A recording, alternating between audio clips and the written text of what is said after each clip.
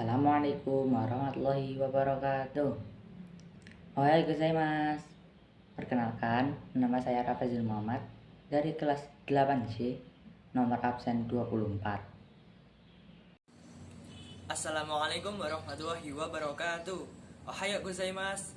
Perkenalkan, nama saya Naufal Yudhistira Adiwinata, asal sekolah SMP Negeri 1 Lamongan, kelas 8C, nomor absen 21. Di video ini, kami akan membahas seputar teks ulasan mata pelajaran Bahasa Indonesia yang dibimbing oleh Ibu Rininta Melati, Magister Pendidikan. Teks ulasan created by Naufal Yudhistira Adiwinata dan Rafil Jinun Muhammad. Pengertian teks ulasan. Teks ulasan merupakan karangan atau tulisan berisi ulasan, pertimbangan, atau pembicaraan suatu karya, bisa berupa sastra, non-sastra, film, atau drama. Tujuan teks ulasan. Pertama, membantu pembaca mengetahui isi karya. Kedua, memberi pandangan atau penilaian terhadap suatu karya. Ketiga, memberi informasi pada publik tentang kelayakan suatu karya. Keempat, memberi informasi pada pembaca kelebihan dan kekurangan karya yang diulas. Ciri-ciri teks ulasan. Pertama, memuat info berdasar pandangan atau opini penulis tentang suatu karya atau produk. Kedua, opini berdasar fakta. Jenis-jenis teks ulasan. Pertama, teks ulasan informatif. Pada teks ulasan ini, sebuah karya atau produk diuraikan dengan tujuan memberikan informasi kepada pembaca. Kedua, teks ulasan deskriptif. Objek dari tulisan deskriptif biasanya berupa karya sastra. Ketiga, teks ulasan kritis. Jika suatu karya atau produk ingin diberikan suatu kritikan dari pandangan tertentu, teks ulasan inilah yang dimaksud. Struktur teks ulasan. Pertama, identitas karya. Kedua, orientasi. Ketiga, sinopsis. Keempat, analisis. Kelima, evaluasi. Kaidah kebahasaan teks ulasan. Pertama, menggunakan konjungsi penerang. Kedua, menggunakan konjungsi temporal. Ketiga, menggunakan konjungsi penyebab. Keempat, menggunakan pernyataan yang berupa saran atau rekomendasi pada akhir teks atau simpulan. Kelebihan dan kekurangan teks ulasan. Kelebihan. Pertama, menambah pengetahuan dan pemahaman tentang suatu karya, baik itu tentang isi dan kualitas keseluruhannya. Kedua, kita diajak untuk menghargai dan selalu kritis ketika memahami suatu karya. Kekurangan.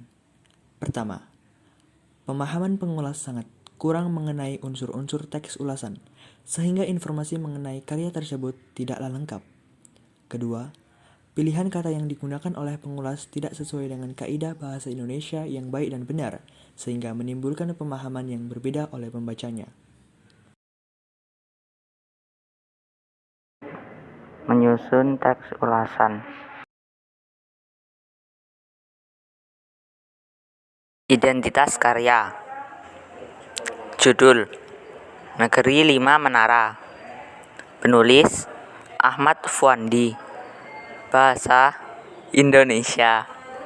Penerbit: PT Gramedia Pustaka Utama. Kota terbit: Jakarta. Tahun terbit: 2009. Tebal halaman: 12 halaman awal ditambah 423 halaman. ISBN 978 979 22 4861 6. Ukuran buku 19,7 kali 13,7 cm. Harga buku 50.000. Orientasi. Negeri 5 Menara adalah novel karya Ahmad Fuandi yang diterbitkan oleh Gramedia tahun 2010. Novel ini termasuk dalam kategori novel religius yang bertemakan pendidikan. Novel ini menjanjikan tentang dunia pendidikan khas pesantren, lengkap dengan segala kehidupan santrinya. Secara umum, sang penulis mengisahkan pengalaman hidup 6 orang pemuda yang menempuh pendidikan di sebuah pesantren terkenal bernama Pesantren Madani. Sinopsis. Novel dimulai dari 5 sahabat yang sedang mondok di sebuah pesantren, kemudian bertemu kembali ketika mereka sudah beranjak dewasa. Uniknya, setelah bertemu, ternyata apa yang mereka bayangkan saat menunggu azan maghrib di bawah menara masjid benar-benar terjadi. Itulah cuplikan utama cerita novel Negeri Lima Menara karya Ahmad Fuandi ini. Tokoh utama Ahmad Fuandi yang berperan sebagai Alif dalam novel tersebut menceritakan ia tidak menyangka dan tidak percaya kalau bisa jadi seperti yang sekarang ini. Pemuda kelahiran desa Buyur, Maninjum, Sumatera Barat, itu adalah pemuda desa yang diharapkan bisa menjadi seorang guru agama sama halnya yang diharapkan oleh kedua orang tuanya. Untuk kelanjutannya, kalian bisa membaca sendiri di slide-slide berikut ini.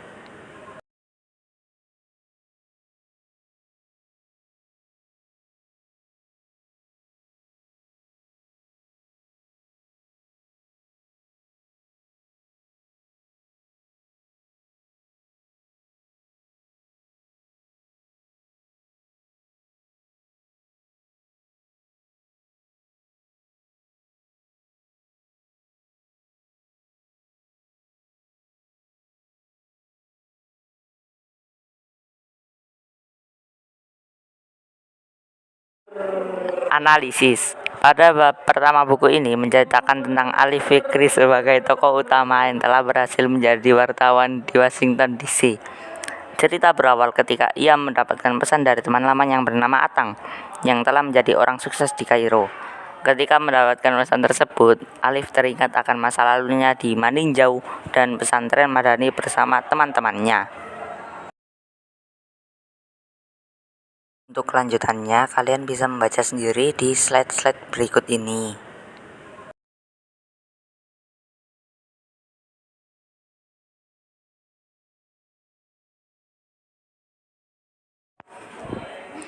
Evaluasi. Kekurangan novel ini adalah adanya ketidakjelasan gambaran beberapa tokoh pada akhir cerita perjalanan hidupnya seperti apa, bagaimana keadaan orang-orang tersebut, dan terlalu menggunakan bahasa daerah, sehingga membuat pembaca yang bukan berasal dari Minangkabau kesulitan untuk mengerti arti kosakatanya. Oleh karena itu, di setiap kosakata sulit, di bawahnya dituliskan arti kosakata tersebut. Kekurangan dalam novel ini ditutupi oleh kelebihannya. Kelebihan novel ini dapat menyihir pembaca untuk merasakan suasana pesantren dan apa yang dilakukan oleh Alif dan kelima sahabatnya. Setelah membaca novel ini, kita akan menyadari bahwa pondok pesantren tidak hanya memberikan ilmu agama, tetapi juga ilmu umum. Selain itu, kita akan menghapus anggapan bahwa anak lulusan pondok palingan hanya akan menjadi pemuka agama. Terima kasih. Terima kasih telah menyaksikan paparan dari kami. Akhirul kalam. Wassalamualaikum warahmatullahi wabarakatuh. Ja matane. Terima kasih telah menyaksikan paparan dari kami. Akhirul kalam. Wassalamualaikum warahmatullahi wabarakatuh. Jamate.